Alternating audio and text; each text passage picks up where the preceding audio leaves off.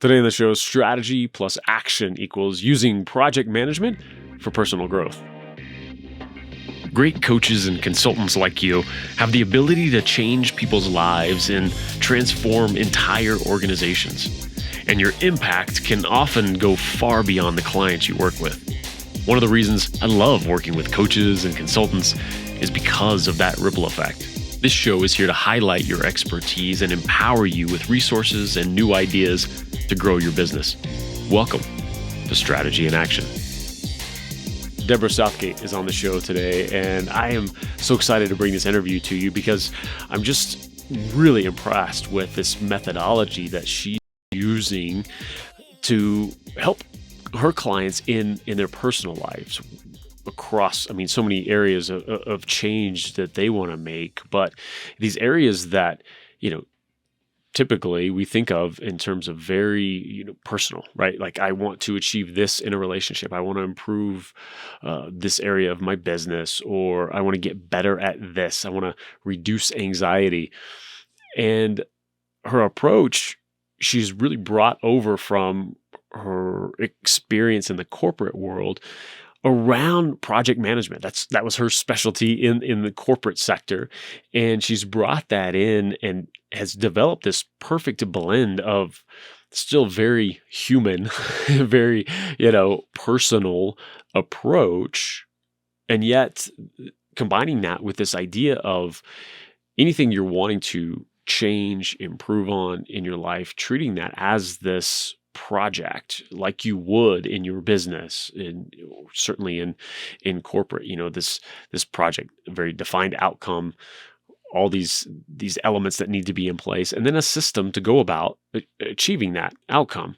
And it sounds simple, but this mental shift, along with the steps, along with her guiding you through this, becomes really powerful because it helps us disconnect that personal and emotional aspect of what you're in the middle of and kind of putting it over here and looking at it from the outside as a project and be able to analyze it very rationally. Oh, okay, this is what the outcome needs to be.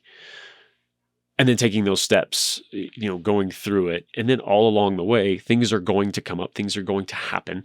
What do we do when that happens? And I just love this process. And, it all came about from Deborah going through some major things in her life and getting herself through all of that. And now, looking back, going, okay, this is what I did, combined with, okay, this is what I did in corporate, and she used those things back then. How can I help other people through this? And that's what she's been doing the last couple of years. And I think it's so powerful, and you'll love this approach. All right, let's jump in. Deborah Southgate, welcome to the show. Thank you very much. Thank you for having me. Oh, absolutely. We're fellow BBGers. For those who know, they know. Brand Builders Group.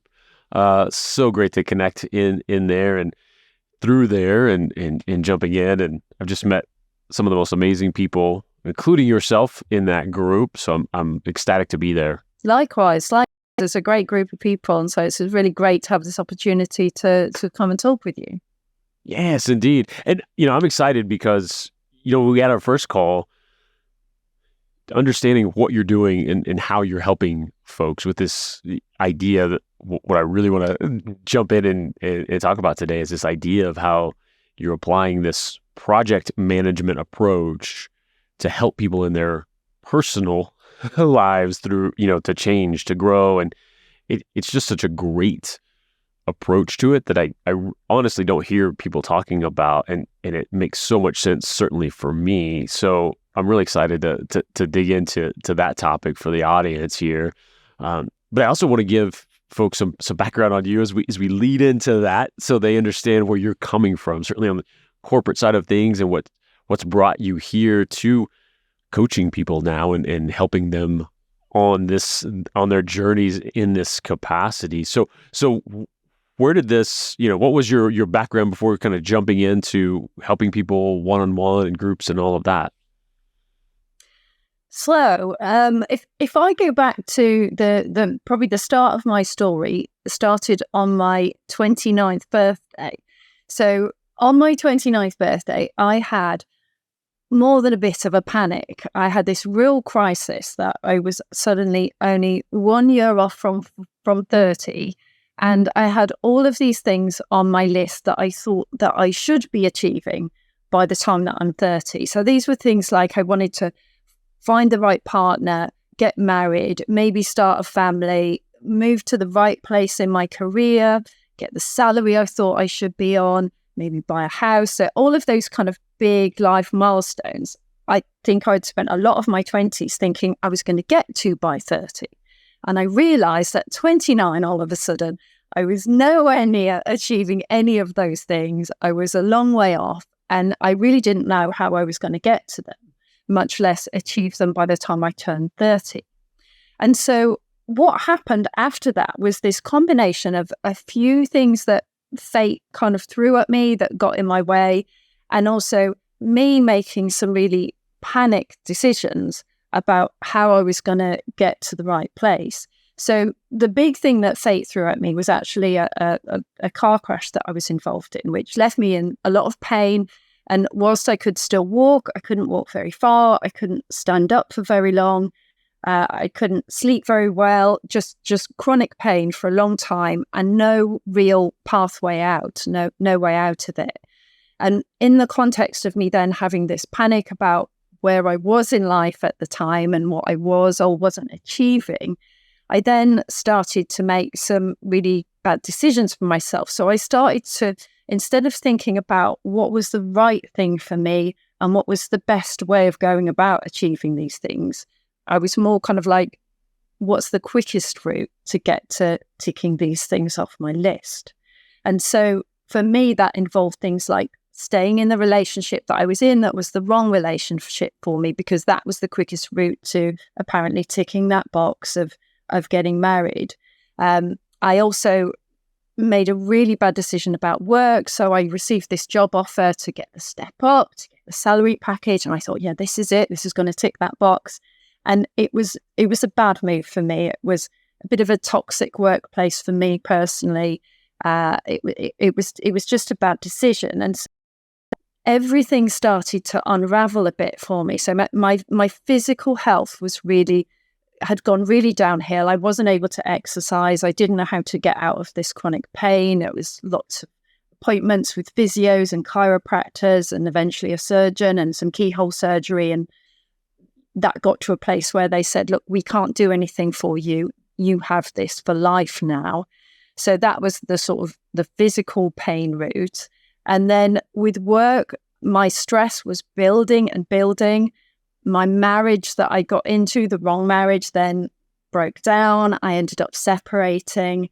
And when things got to their worst point, it was work that kind of pushed me over the edge. My stress was getting worse and worse. Anxiety was building. That then turned into regular panic attacks at work. And I hit a point where I got signed off from work due to stress and anxiety. And I ended up off work actually for 6 months because of that. So it was quite a major break in my career at that point. And during that time off, I had to really kind of take a look at myself and go, and I just felt like I'd really failed.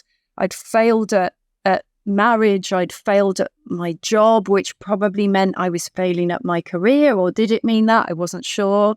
I just really felt like I'd failed myself with my mental and my physical health, and I was really just failing at life was how I felt at the time. And so I wasn't going to sit there forever. I was kind of like, how am I going to get out of this? How am I going to bring myself back? What I'm excited to get into is how you got out of that. Because my goodness, to be in this place and everything, what do you think it was that had all those boxes that you felt needed to get checked? Was that just in general? I mean, it's logical, right? Because we hear that all the time and we're inundated. Was it direct messaging, from when you grew up, like this is when you should do this and this and this, or was it just this compilation of all of the inputs that you had just decided that these things should happen at this time?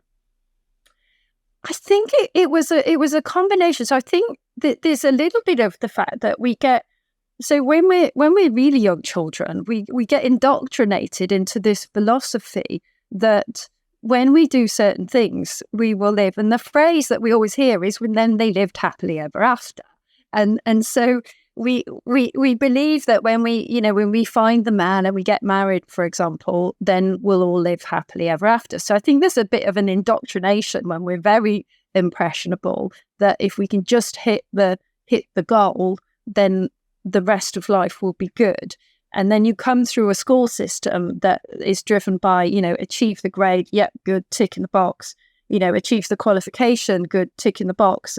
And you kind of go through like that. And then you come out of the education system with that, for that concept further cemented in there into the world of work. And then I think the natural thing is to, especially if you're, an achiever, from an education system perspective, you apply that to the world of work then. So you go, okay, what's the next goal in terms of work, whether that's promotions, job titles, salaries, etc.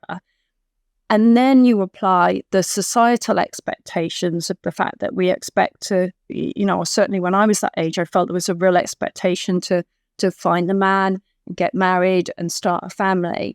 So there was the societal thing then by that point, and also looking around at what your peers are doing and seeing friends and family and other people of similar age, and that's what they're all doing. And we do all do the comparison thing. That's how we navigate our way through the world, isn't it? We sort of look around at what we see and we compare to what we know about ourselves, and we all want to fit in and do what everybody else is doing. So I think it's probably that combination of things which I never thought so deeply about back then at the time. I just thought, I need to, I've got this list and I've got to tick them all off.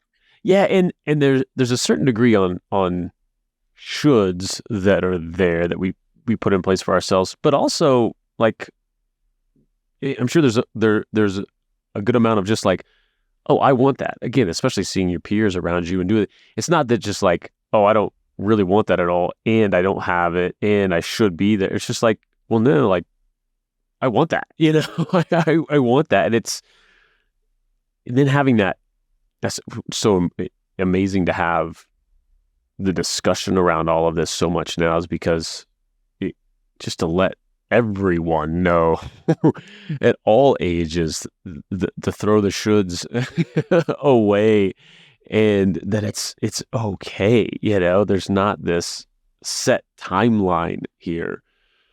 It's so much pressure, isn't it? And when I explain it, when I tell the story from my own to myself, I look back and go, why so much pressure on myself? Why did it not feel okay at that point in time to go, I'm on my own path in life. I'm taking my own journey through life. It doesn't have to be the same as everybody else's. The timeline doesn't need to be the same, and the milestones don't need to be the same. And I know that now. I've done that the hard way, but it's really hard when you're that age. You're still trying to fit in very much and find your way in life. And I think at that age, in your 20s particularly, it's very difficult to see through that and to take a different decision for yourself. Oh yeah, big time. I mean, we all I think that's why we all sort of smile and nod looking back at that time. Because I know for me growing up, I always thought, like, oh, I want to have kids young, and like my mom had me. It's like early 20s have that. Oh my goodness. Thank goodness that didn't happen. Looking back, I barely got an inkling of who I was at, 29 when that started, much less way earlier. And so I'm excited to continue the narrative and the timeline here of now you're in this and you realize you can't just stay here. And so walk us through that for sure. And although you wouldn't have designed it this way by any means. I think there was something really beneficial to all the areas collapsing. That if it was just work and that was coming down, but you had these other things going, you may have tried to just keep scratching this one out. I've got enough energy. When health and relationship and work, when they all come crumbling down, then it's just you're kind of forced to go, okay, I really need. It's like it's I often use with people the table legs analogy that if your table legs are kind of health, career and finances, relationship and home, you can pull one of those table legs out and you'll probably be okay. But once you start pulling two or more of them out, then the table ain't going to stay up at that point. And certainly that was the place I got to. And in hindsight, maybe I needed to get to that point to really kind of get on the up again. But so I'll continue the story. So I got to this rock bottom place where I was, signed off from work. I was having to work out how am I gonna pay for my home. I wasn't with my husband anymore. I was living on my own. I wasn't working, and what I decided to do, I was like, well, something has to be different. Something has to give. So there was a lot of inner work in terms of I've got to accept what's happened to me. I've got to accept that life isn't fair, that we're not all equal, that different things happen to us, and stop comparing myself to other people and go, this is my journey, I'm on my route, and how can I go forwards from here? And so what I started to do was think about what did I know from my professional life? So in my professional career, I was a project manager. What could I bring from that and that was successful and apply that to this situation?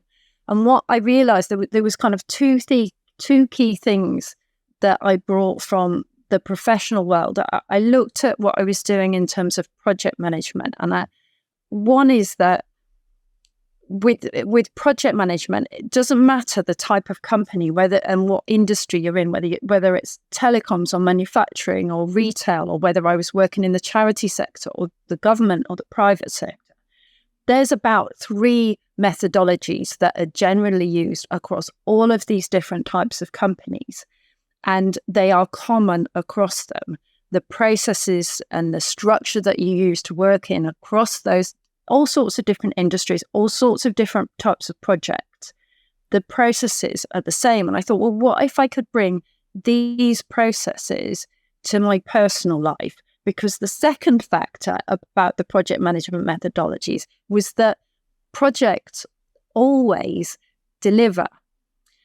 A project never not delivers. That doesn't mean that there's not lumps and bumps in the road, that there's not curveballs that get thrown in, but you always get to the end goal with a project. You manage a project in such a way that you will always achieve what you want to achieve. And so those 2 factors for me were really compelling, that I wanted to bring that to my personal life. And so I took my understanding, my kind of in-depth understanding of these 3 main methodologies that are used in business, and I started doing lots of learning about how to manage my emotions, about self-awareness, about self-development, things like NLP, neuro-linguistic programming. And I brought that knowledge and that information to my knowledge of the processes and the methodologies, and started to create an approach for myself, which was how I was going to manage my life to get to the places that I wanted to go.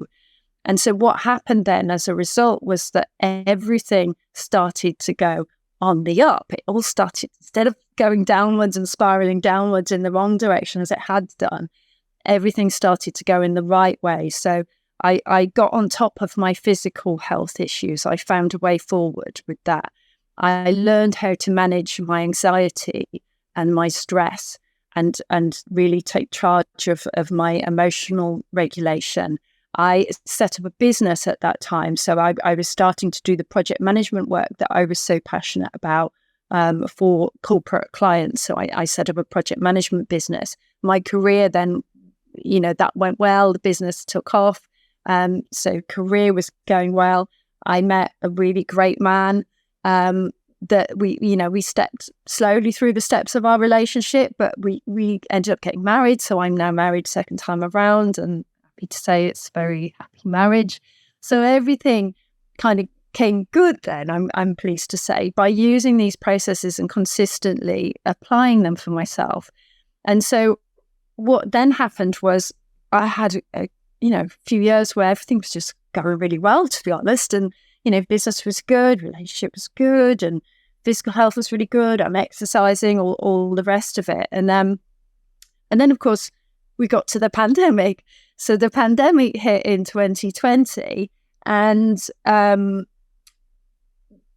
obviously everybody suffered the pandemic in one way or another, but and it did hit my business to a certain extent. But for me, it was a real opportunity to just stop and see where I was at in life and go, do I want to continue down this path? And for how long? And actually, I kind of said, well, I don't really want to be doing this same work for another 20 years of my career, or however long it might be that I might still be working for. I've still got some bigger things that I want to achieve for myself. I've got more to offer to the world. I've got more that I want to give.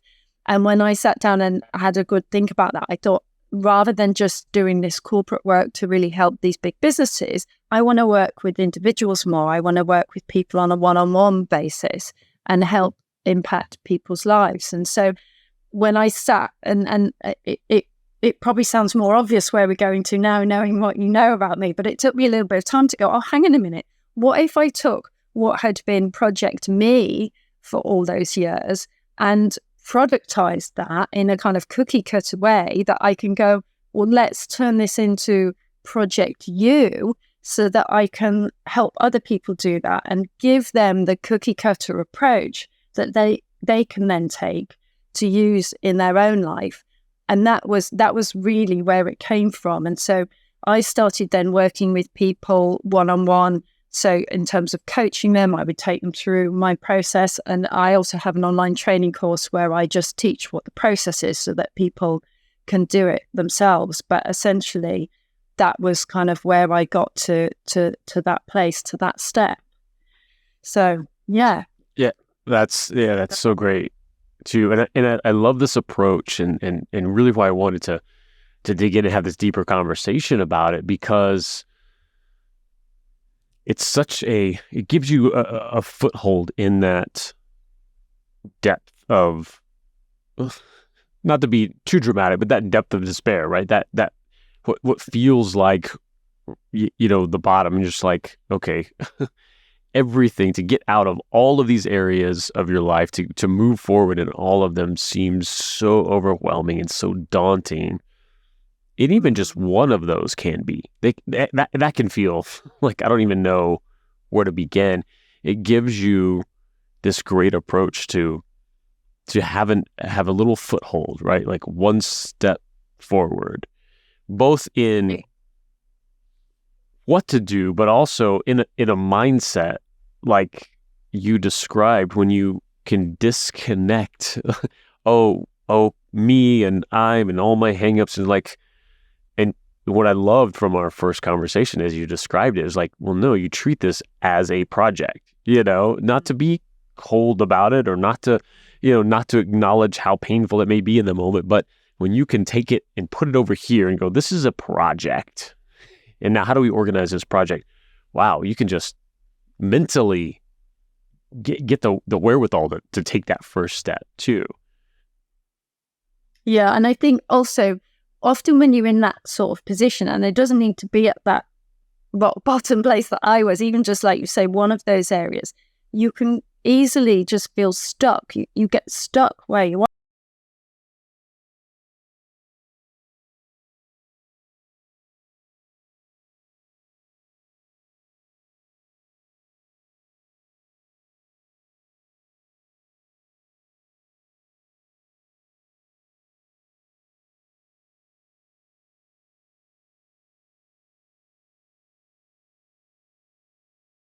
It's just the first step.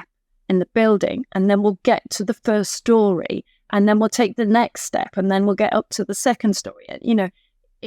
Having a process there really guides you to just do the first things first and worry about the next things next, rather than trying to do everything at once. It's the old adage about how do you eat the elephant, one bite at a time, because it's too much to think about how you're going to eat the whole thing at once.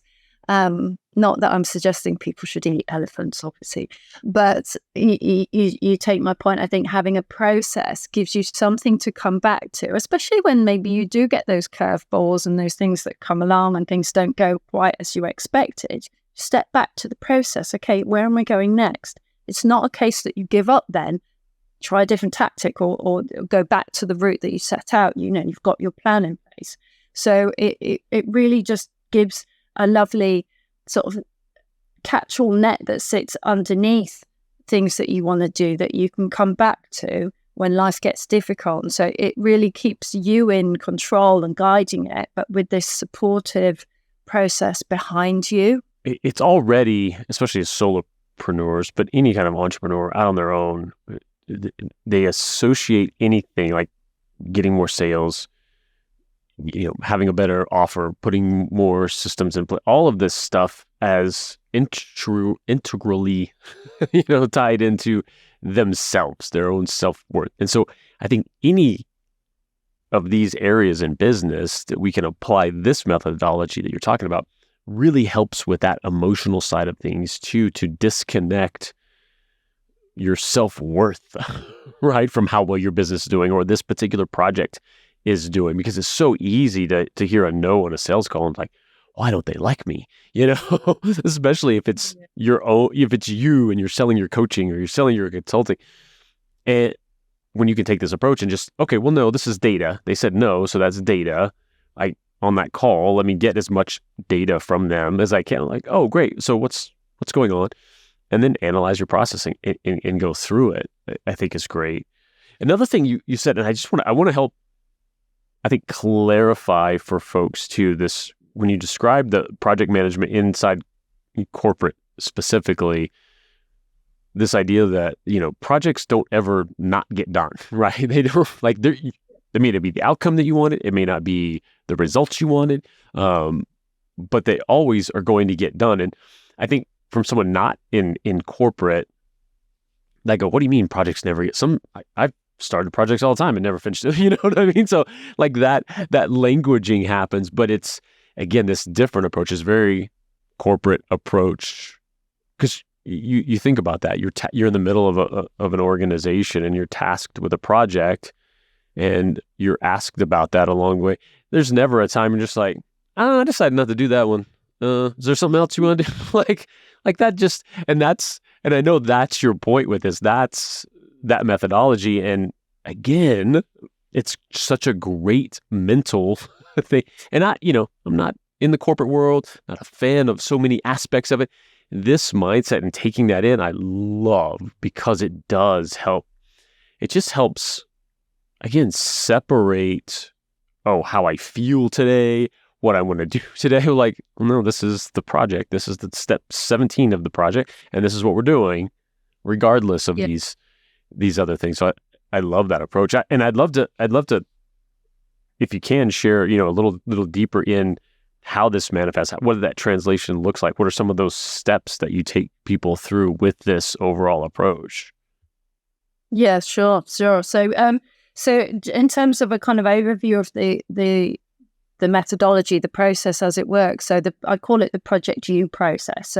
So the starting point of the project is what you would do in a business if you were going to just do a bit of investigation into the background and where the first ask came from in the business. Why is the ask there? And just understanding that a bit. And really, it's the only point in my project where there's really a bit of kind of inner and look a bit backwards to just go, where's this come from? And so where's the position that you're in at the moment? Where has that come from? Because everything else about the process is very much focused on going forward. How are you going forward? Where you're at the moment and keeping on moving forward. So the very first step is just that little bit of reflection. Where has it come from? What is the background to it? And, for example, what might have been getting in the way so far that's been stopping you from getting to where you want to go? And so that might be with self-limiting beliefs, for example, in the personal space. That's a bit of exploration about that. But then it's moving into setting goals and doing that in a really specific way that supports, from the corporate world, a business case for doing the project. So you wouldn't move forward with the project unless you had an agreed business case that the benefits and the outcomes were going to be worthwhile and what the business wanted to achieve. And in the same way, we go about the process in that way to make sure that the goals or the objectives that you're setting for yourself are actually really what you want, and not that thing that I learned, which is about doing things that society tells you should be doing now, and making sure that it really is the right goals for you. And then once that's established, it's about taking specific goals or outcomes that somebody's looking to achieve and starting to break them down and starting to look at, well, what resources might you need to help you? What tasks are you going to have to put in place? What sort of time are you going to have to allocate to doing this? What are the actions that are needed? What help might you need from people? And so creating lots of lists and a bit of a kind of big brain dump of everything that might need to be done that you can think of at this sort of early initiation point of the project. And then from there, moving in to really put some order around that by going, okay, what is the plan going to look like? And so I normally look at it on 3 levels with people. So depending on the nature of what they're looking to focus on and what they're trying to achieve, I'll start to look at things like, what does your typical day look like? And what does your typical week look like? And where are you going to either make changes to that to support the achievement of the things that you want to achieve? Or where are you going to find the time to do the work that you need to do, that you're coming up with, for how you're going to work through this plan? And then the third part of that is also coming up with a plan to work to.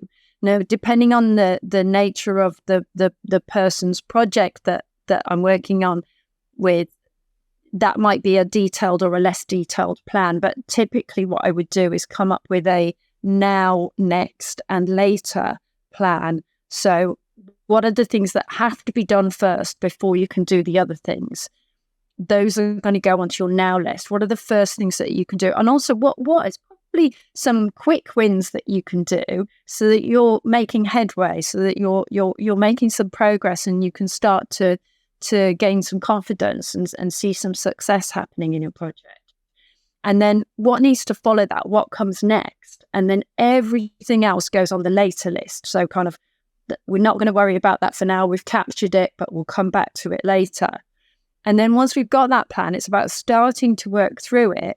And then I put in place either a weekly or a fortnightly checkpoint where we do this reflection, and it's what have we done so far? So making sure that we get the dopamine hits of acknowledging what we've achieved, of celebrating the successes of what has been done. And then also the learning, what didn't go so well, just because something didn't run completely smoothly. Well, that's life. That doesn't mean that we're stopping or we're not going ahead with the project. And kind of go, well, do we need to make an adjustment? Have we learned something that we understand now that something else needs to be done that we didn't understand before? And how do we adjust our plan to accommodate that? And then moving forward from there, so that we continually come back to going, what have we done? Where can we mark off where we are on the plan? What have we learned, and how do we reapply that so that thinking then comes into how we go forward again? And we continue like that until we get to the goal. And at that point, either park it and celebrate, or if people want to, sometimes, like for me, I go, well, what's the next thing for me? What's the next project? Where am I going next with it? So yeah, so that's kind of loosely the process that I work through. Oh, so great.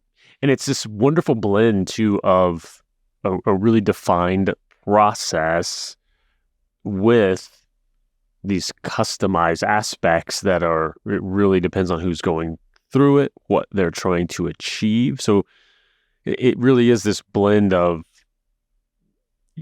having a path, having the good constraints, right? I need this, keep me in this, if I want to achieve this outcome, keep me in this lane, right? To get there as quickly as possible. But it's human enough too that it's, it's like, okay, but let's take all of the things, including life, what is going to come up and, get in your way. Like, this is a great plan for somebody without kids and all the time in the world and this, but 100% you want to maintain these relationships in your life and this. So let's build that in. And I think that's such a great aspect and realistic aspect that's actually going to get somebody to the other side of that. Yeah, it's got to be a realistic plan, because there's no point in setting yourself up to fail. That doesn't do anybody any favors. And so it really is taking into account what commitments have you got in terms of work and family and fun and whatever else is going on in life, and going, what's realistic? And then you set a pace for that plan that really works with all of those other things going on, so that it is a workable plan. And if it doesn't feel workable once you start, that it has it's built into the process to make adjustments to it as you need to. And, we bring in risk management around that. So risk management is obviously very much used in the corporate world. That you get people who do the job of risk managers. Risk managers is a common job in the right type of company. But I bring risk management into this because it is absolutely an integral part of project management, and it absolutely applies in the world, in the personal world as well. So, for example, like when I'm trying to manage my weight, if I'm trying to lose a bit of weight, then I have to think, well, what's my big risks with losing weight? And for me, it's my big risk is like the post-lunch afternoon sugar slump. Oh my word, like I am so likely to hit the chocolate at that point. That's my big risk. So I have to go, well, what are my strategies for minimizing that risk? And what am I going to do if that risk occurs? So for me, make sure chocolate's out of reach, get it away from me. If there's a vending machine in the office, I need to not have the cash to put in it, and carry an apple with me to make sure I've got a good alternative. So it's about, just having a really thought through what those risks are and come up with a strategy. And if those risks occur, what are you going to do with it? Because I think a lot of the time when risks actually occur in people's personal development, they go, oh, that's it, I've fallen off the wagon, it's all gone wrong, I'll just stop there. And of course, that you're never going to get to your goal if you do it like that. You need to just go, no, this is just a bump in the road. It's just a curveball that's come in. We can manage it and we can carry on. And the risk management element of what I do and how I work with people is really designed to get people through those bumps in the road, and to make sure that they have those strategies in place to deal with those difficulties as they come up, and that they don't just give up at that point. And I think it's so great too that you've incorporated that, because it's when we do this on our own, that's, especially if we're the entrepreneurial type, we're optimistic. We don't want to look at that stuff. We don't. Oh yeah. I'll deal with it if it comes up, or that probably won't happen. We look at the best. We look at all the positives, and I love that you kind of hold people to, like, well, let's go through these scenarios, right? And really pushing through that. And that's why that's one aspect and of so many that I think is so great about going through this process with someone who can hold people not just accountable, but accountable to wins as well. Like you talked about, like, no, we're going to stop for a second. What have you done amazingly well these last 2 weeks, right? Like, let's look at that. We don't have to, take the day off because of it, but let's acknowledge that, like, that process is happening. And then have that person to bounce off of, okay, this didn't go well. Number one, don't just stop or quit. But now what do I do about it? Or information comes in and be like, oh, this new opportunity, I could go do this. And to have someone like you just sit there and go, you could. That's fine. But let's look at this, right? Let's look at it, what that means for what we sat down in the beginning and said, this is the goal. Is that no longer the goal? Because if it isn't, well, let's reassess this whole thing. If that's still the goal, go back to the start of the process and set the new goal. Yeah. Exactly. And I think that's so powerful that to have you there to bounce all of this through and to go like, just come on, like let's stay right here. And it's the point, like you say, you have that like that sales call and they don't buy. Like it's not personal, and you can just go, well, if you've managed that beforehand and you've said to yourself, well, there's a risk that I'm going to try and sell to somebody and they don't want to buy, that's okay, that's allowed, that's all right, and that can be a learning point. It might well be in that.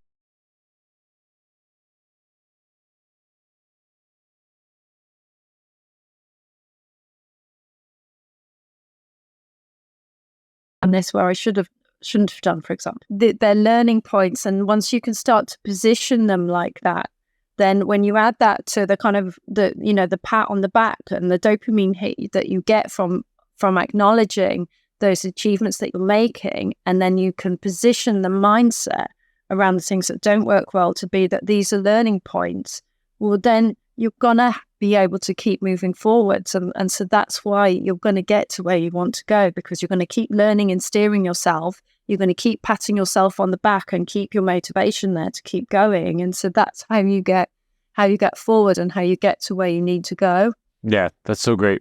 Who out there is, your ideal client for going through this, and what are they in the middle of? What's happening to them right now for them to go, I need Deborah right now. I need to go through this. Describe that person. So typically it will be somebody who will identify with a statement of, I feel stuck. So it's somebody who feels that they know they want change. They may or may not know what sort of change they want to make in their life. Like they might be really aware, I really want to get into a relationship, I don't have one. Or they might be really aware, I want a change in career, or I want to improve my career. Or they might just feel a sense that life isn't what I want it to be, and I can't quite put my finger on what it is. I've got loads of things going around in my head, but the common theme is that they feel stuck, and for whatever reason, unable to move forward on their own.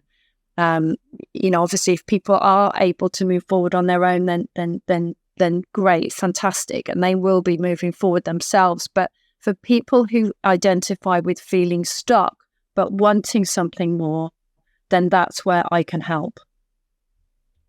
Fantastic. What's the best way for them to reach out to you and get that help, at least get that process started? Sure. So the best place to get hold of me is my website. So that's www.deborahsouthgate.com, or you can also follow me on Instagram. I am the Deborah Southgate. Fantastic. Deborah, thank you so much for being on it and sharing this. And I love your approach to this, and I'm excited to see so many people being helped by it and by you. Yeah, thank you so much for having me on. Absolutely. And we'll see you all next time. Thanks so much for tuning in and being a part of this show. If you want help creating authority-building video content or even a client-generating show of your own, go to MediaLeadsCo.com and let's connect. I'll talk to you soon on the next Strategy in Action.